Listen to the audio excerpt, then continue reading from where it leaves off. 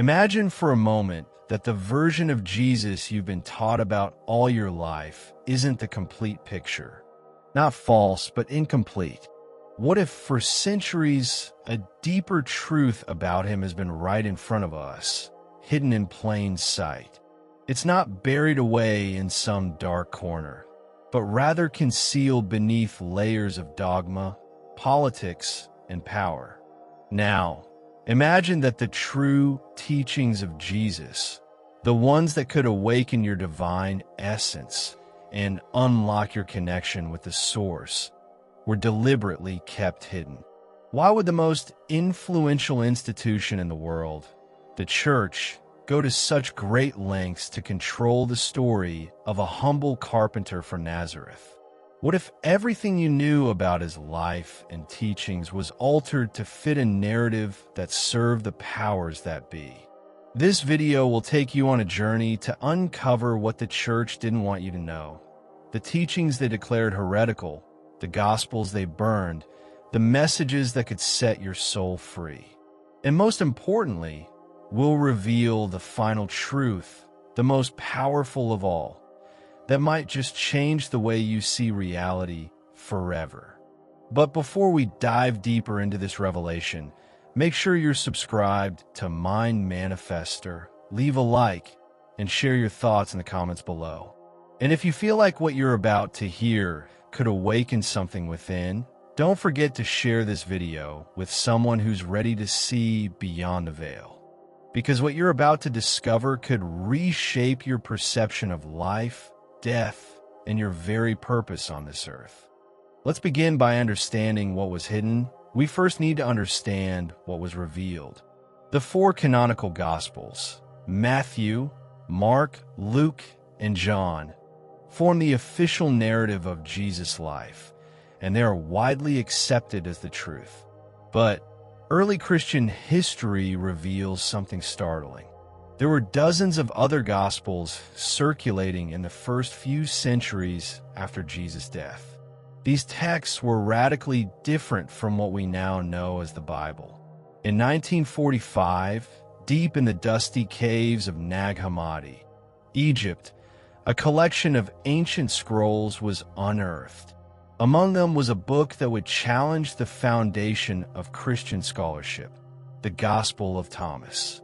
Unlike the canonical Gospels, Thomas contains no miracles, no virgin birth, no crucifixion, and no resurrection. Instead, it presents Jesus as a master of wisdom, a revealer of hidden knowledge, speaking in cryptic sayings called logia. These were not words meant for blind belief, but for deep inner reflection. One of the most famous passages from Thomas reads, "If you bring forth what is within you, what you bring forth will save you. If you do not bring forth what is within you, what you do not bring forth will destroy you." This is not the Jesus you hear about in church sermons. This is a mystic, a guide into the inner kingdom, a teacher of self-realization. He does not point to external rituals or intermediaries. He points to you. This gospel, along with others like the Gospel of Mary Magdalene and the Gospel of Philip, was deemed too dangerous by the church. Why? Because it empowered the individual. It taught that divine truth was not confined to priests or temples, but resided in the heart of every human being. And here's where things get dark. By the 4th century, under the reign of Emperor Constantine, Christianity was no longer a persecuted spiritual movement. It became the official religion of the Roman Empire. With power came politics, and the Council of Nicaea in 325 CE was not just a theological debate. It was a strategic move to consolidate doctrine. Gospels that didn't align with the political and hierarchical interests of the new imperial church were labeled as heretical, blasphemous, or Gnostic, a term that would soon be synonymous with dangerous lies.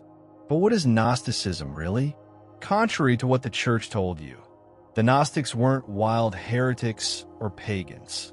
They were early Christian mystics, seekers of gnosis, a Greek word meaning inner knowledge or direct experience of the divine.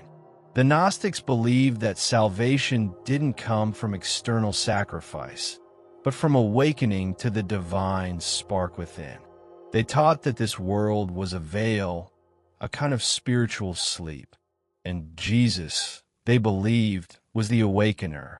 He wasn't just the Son of God, to be worshipped from a distance, but a mirror of what we truly are. Ask yourself, why would the church suppress a message that teaches self-empowerment, inner divinity, and direct connection with God? Could it be that such a message would dismantle the need for religious hierarchy? Would people still need mediators, rituals, and confessions if they knew that the kingdom of heaven was within them? The Gospel of Thomas says, "The kingdom is inside of you, and it is outside of you. When you come to know yourselves, then you will become known, and you will realize that you are the children of the living Father." This is radical. This is liberating. This is the forbidden gospel. But it goes deeper.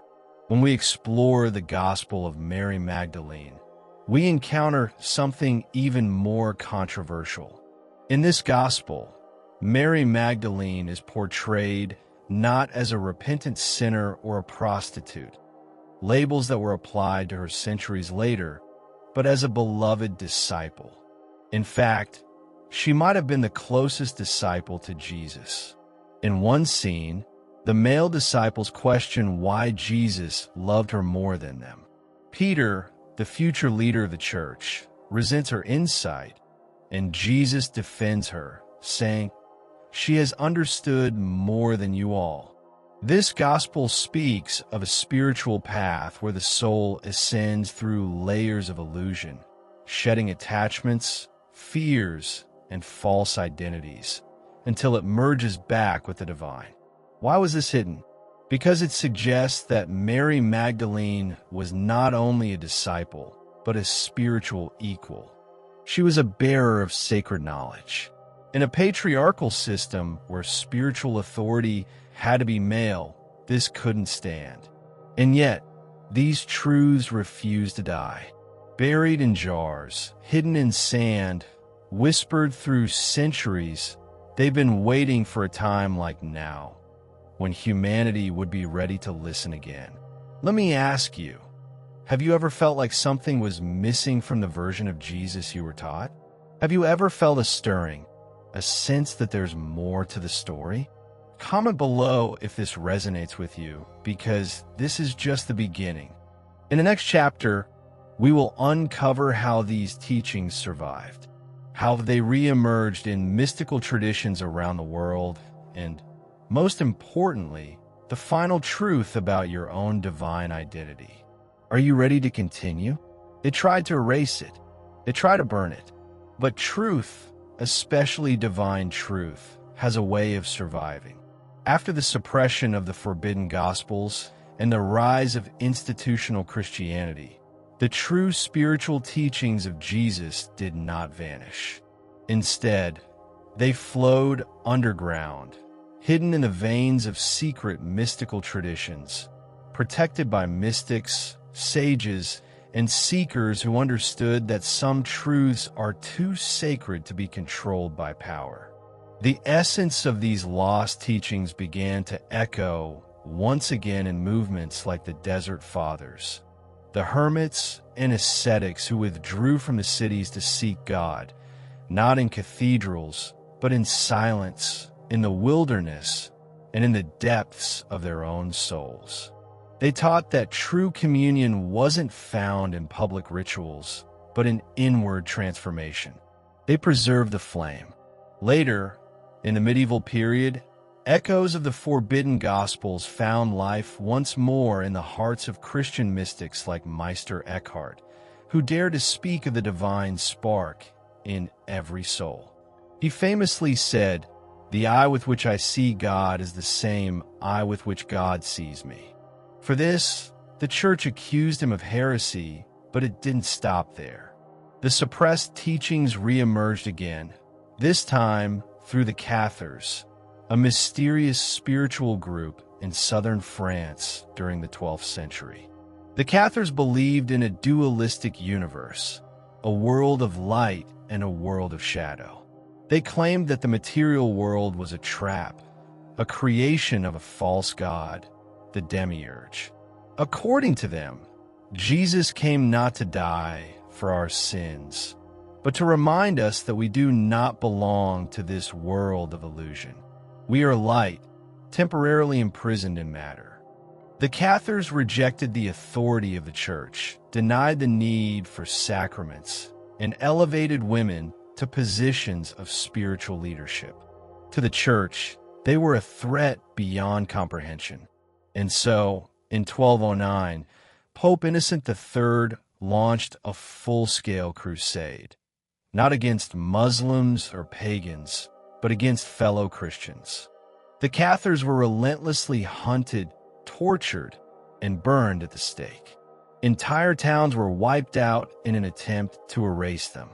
But despite the brutal efforts to silence their message, they carried with them a whisper of the forbidden gospel, a truth so powerful and liberating that the might of empires was mobilized to suppress it.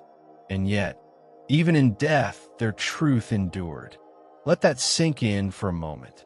A message so profound, so awakening, that it sparked the full force of an empire's wrath, and still it survived.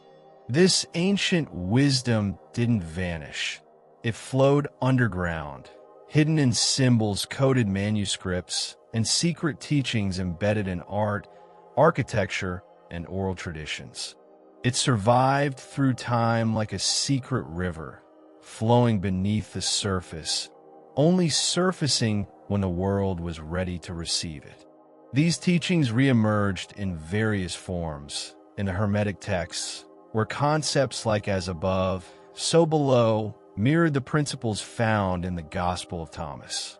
The message echoed once again in the alchemical traditions of the Renaissance, with a transformation of lead into gold symbolized not just a physical process, but a spiritual transmutation, a metaphor for awakening the divine essence within. Even in modern times, thinkers like Carl Jung, a pioneer of psychology and spiritual insight, recognized the profound wisdom of the Gnostics. Jung wrote extensively about the divine self, the archetype of the Christ within, and how the ancient Gnostic texts preserved truths about the psyche that the church either ignored or outright rejected. He referred to the Gnostics as the first depth psychologists, acknowledging that their teachings about the inner self had been dismissed by the institutionalized church. Is it starting to make sense? The church didn't hide these gospels because they were false. They hid them because they were too true, too powerful, too awakening. Why? Because a person who truly understands their divine nature cannot be controlled. A person who realizes they are a fragment of God no longer bows to fear. They no longer need intercessors. They no longer participate in systems of guilt and shame that masquerade as salvation. Now, let's discuss what may be the greatest heresy of all. The kingdom of God is not a place you go to when you die. It is not a realm reserved for the pious or the punished.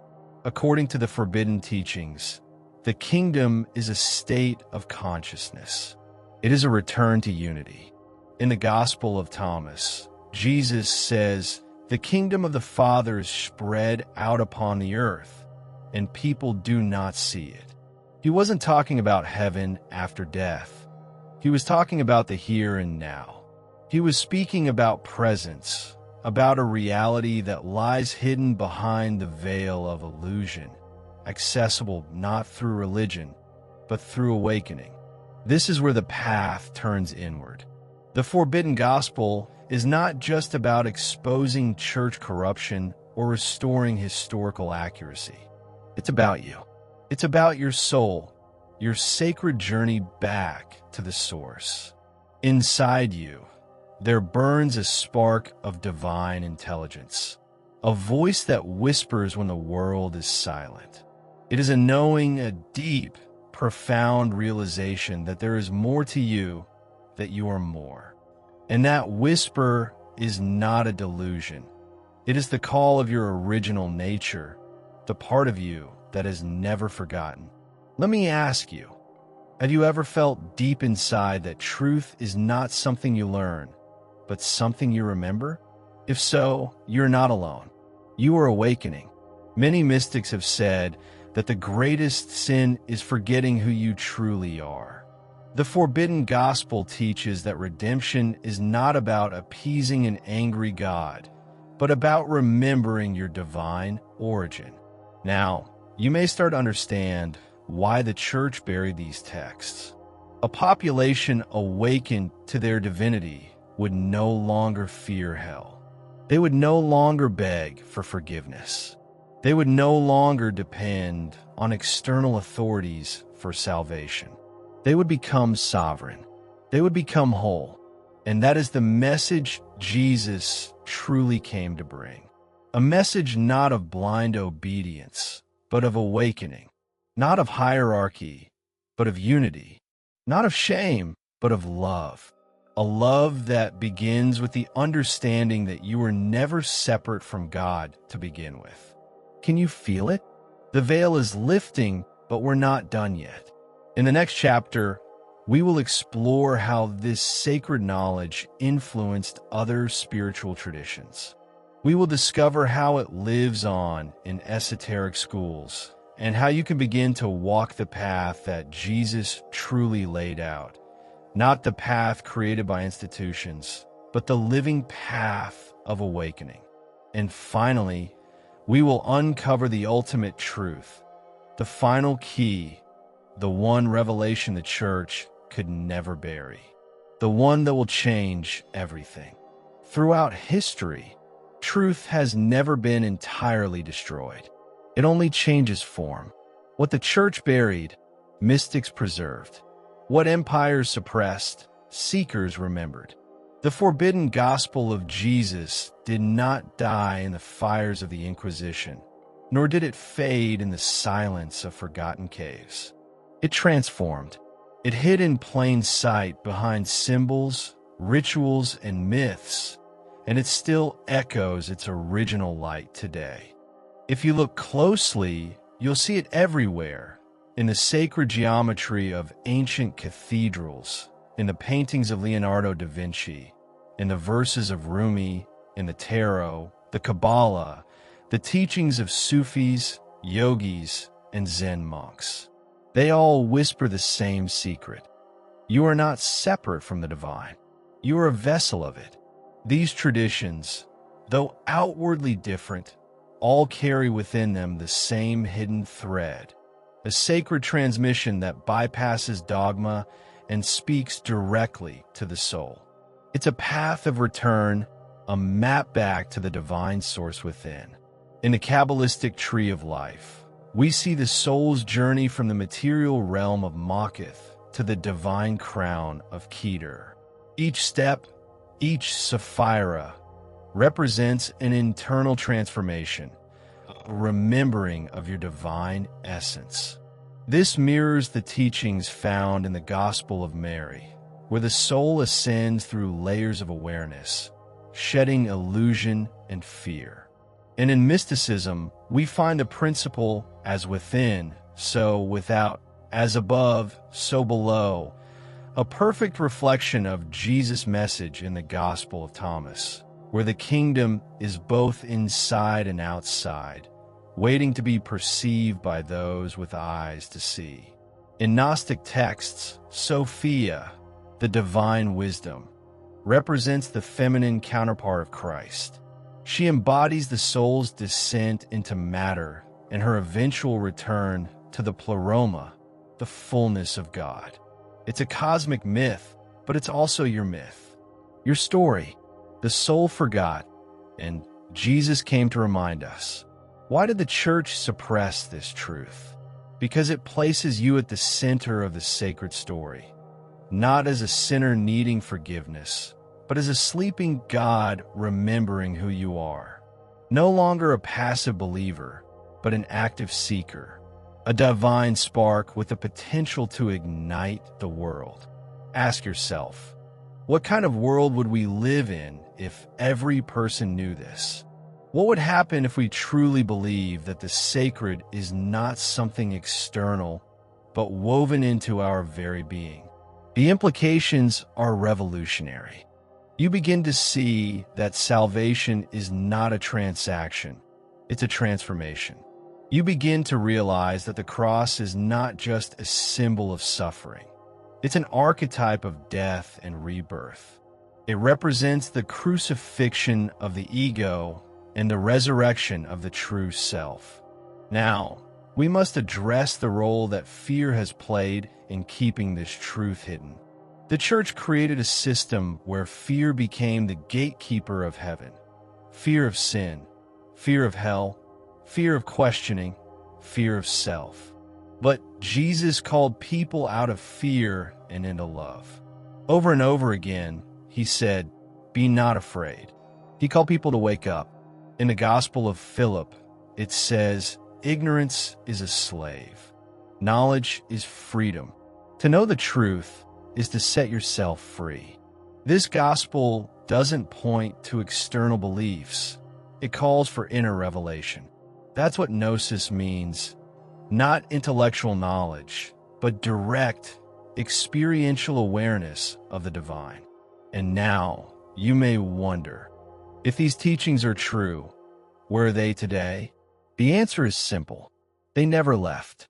They live in the hearts of mystics. They live in the practices of meditation, contemplation, and inner silence. They live in the sacred rituals that transcend form and awaken the formless. They live in you if you are willing to remember. Consider the words of Jesus from the Gospel of Thomas. The one who seeks should not stop seeking until he finds. When he finds, he will be troubled. When he is troubled, he will marvel, and he will reign over all. This is the journey of awakening. First comes the seeking, the hunger for something more. Then comes the trouble, the unraveling of everything you thought was true.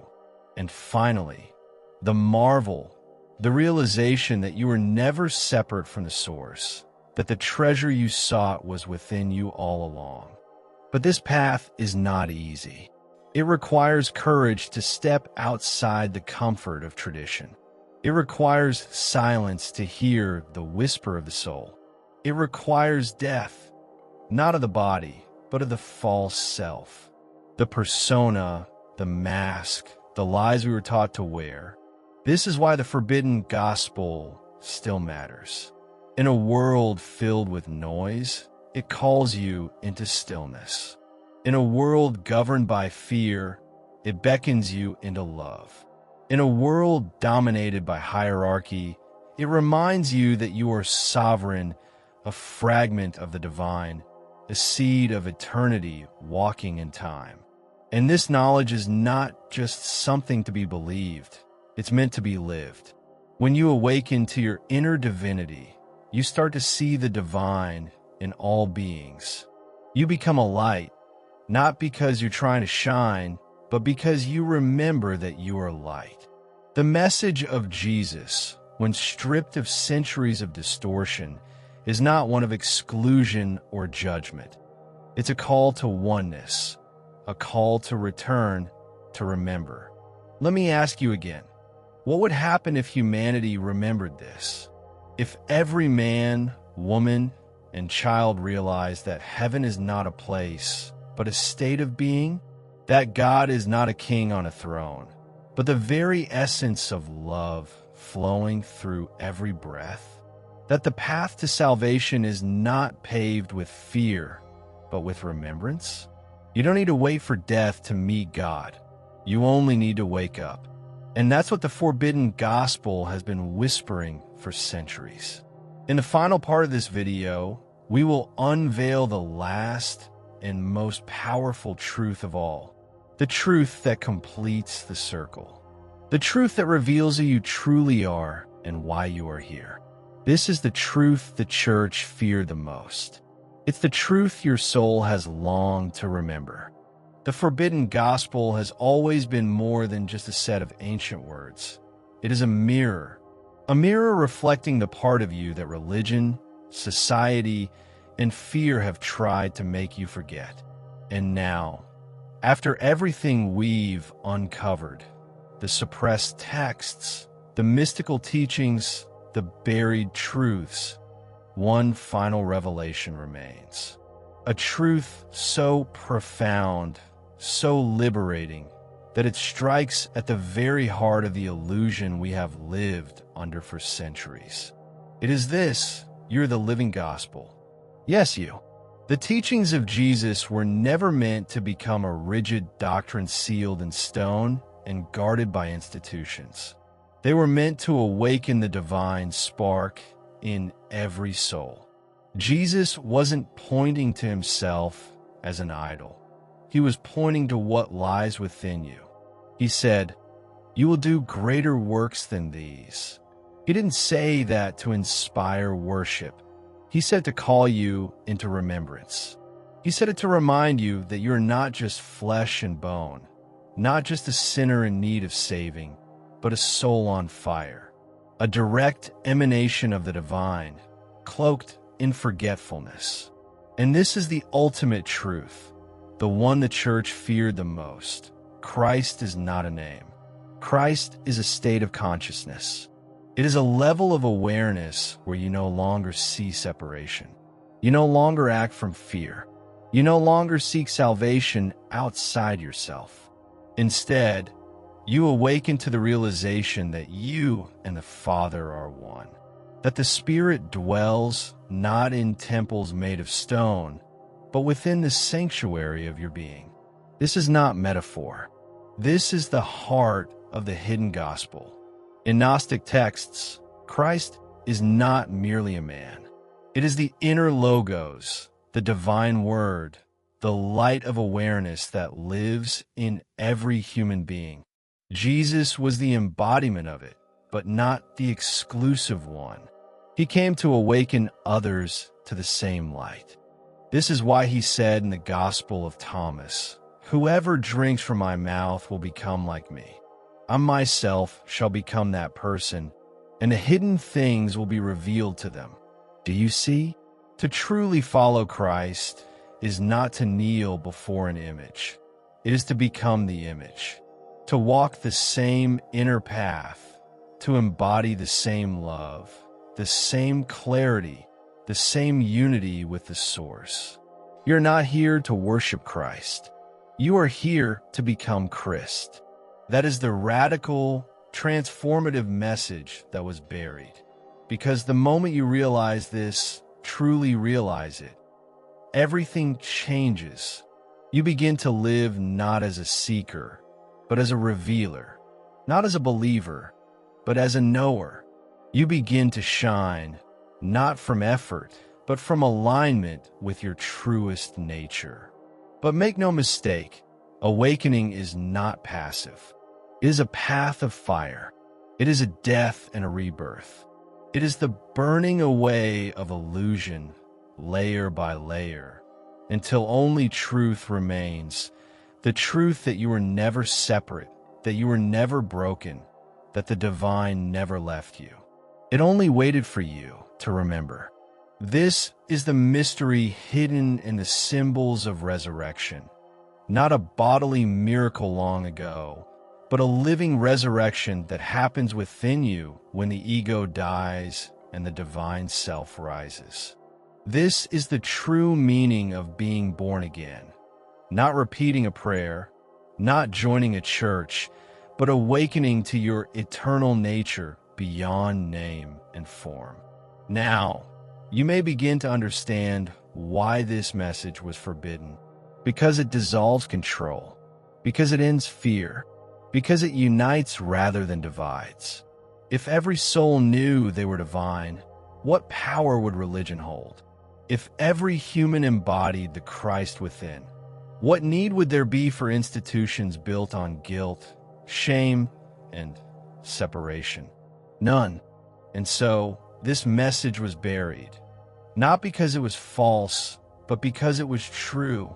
But the time of forgetting is ending. Right now, as you listen, something ancient is awakening in you.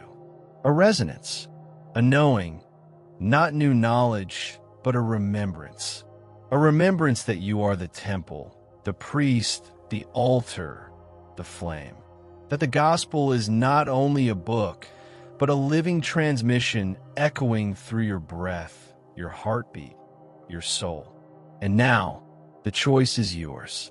You can turn away, return to the comfort of inherited beliefs, and let this be just another video, where you can follow the call to seek within, to question boldly, to shed the old skins and step into the sacred fire of transformation, to begin living as what you truly are, a being of light, a child of the infinite, a carrier of divine purpose. This is not a call to abandon your tradition, but to go deeper than tradition, to find the living truth that no book can contain and no priest can give, the truth that has always been with you, waiting in silence. So, let me ask you for the final time, what if the gospel of Jesus was never meant to be a religion, but a revolution of consciousness? What if his crucifixion was not the end, but a symbol of what happens to the soul when it dares to awaken? And what if the real second coming is not a man descending from the clouds, but the Christ arising in you? You see, the church may have hidden the gospel, but it could never kill it, because the forbidden gospel was never in their hands to begin with. It has always been in yours. And now, you remember. If this message moved you, share it. Let others remember, too. Leave your reflection in the comments. Let's build a community of awakened souls. The veil has lifted. The path has been shown. Now it's time to walk it. Welcome home.